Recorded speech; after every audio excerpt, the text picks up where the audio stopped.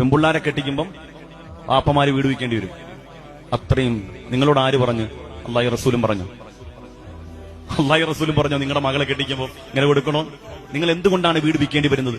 നിങ്ങൾ എന്തുകൊണ്ടാണ് ദാരിദ്ര്യത്തിന്റെ കൊടുമുടിയിൽ വീഴുന്നത്? എന്തുകൊണ്ടാണ് പലിശക്ക് എടുക്കേണ്ടി വരുന്നത്? എന്തുകൊണ്ടാണ്? അള്ളാഹി റസൂലും പറഞ്ഞ അനുസരിക്കാത്തോണ്ട്.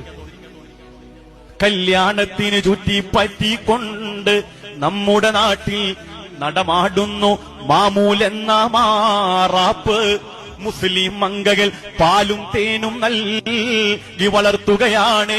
പുത്തുവാളയെടുപ്പിക്കും ഈ പൊല്ലാപ്പ്, പുത്തുവാളയെടുപ്പിക്കും ഈ പൊല്ലാപ്പ്.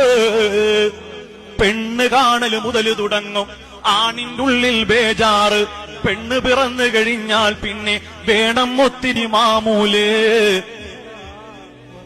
എന്തെല്ലാം കോപ്രായങ്ങള്! ഇതിനൊക്കെ എത്ര രൂപ ചെലവാണ്? അതുകൊണ്ട് ഒരു പെണ്ണ് ജനിച്ചെന്ന് പറഞ്ഞാൽ എന്തുകൊണ്ടാ ആളുകളുടെ കൽബിൽ ഇത്ര ആദി വരുന്നത്? എന്തുകൊണ്ടാ? എനിക്കൊരു മോള് ജനിച്ച് പലരും അൽഹംദുലില്ലാഹ് 2 പെൺകുട്ടികൾ ഉണ്ടായെങ്കിൽ 3 പെൺകുട്ടികൾ ഉണ്ടായെങ്കിൽ സ്വർഗത്തിലാണെന്ന് നബിതങ്ങൾ പറഞ്ഞു. പുറമേ പറയുമ്പോഴും ഉള്ളിൽ ഇങ്ങനെ ആദിയാണ്. എങ്ങനെ കെട്ടിക്കും, എങ്ങനെ കെട്ടിക്കും, എങ്ങനെ കെട്ടിക്കും? ലക്ഷദ്വീപിലും സൗദി അറേബ്യയിലും ഒക്കെ പെൺകുട്ടികളുള്ളവർക്ക് എന്ത് സന്തോഷമാണ്. നമ്മക്ക കൽബിൽ മുഴുവൻ ബേജാറായി എങ്ങനെ കെട്ടിക്കും എന്നുള്ളതാണ്.